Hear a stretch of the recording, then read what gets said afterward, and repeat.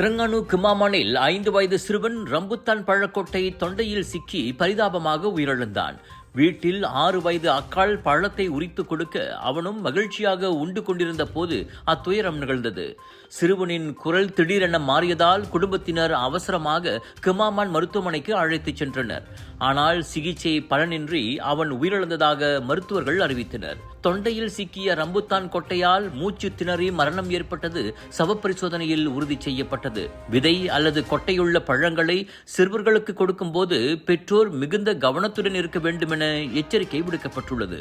Colours of India பிரம்மாண்டத்தின் உச்சக்கட்டம் southern international Indian expo தாசி சென்ட்ரல் ஸ்கூடாய் ஜோஹர் பாருவில் 13 பிப்ரவரி தொடங்கி 22 பிப்ரவரி வரை உங்கள் வீட்டுக்கு தேவையான அனைத்து விதமான பொருட்கள், ஆடை ஆபரணங்கள், அலங்கார பொருட்கள், பூஜை மேடைகள், உணவு திருவிழா என களை கட்ட போகுது.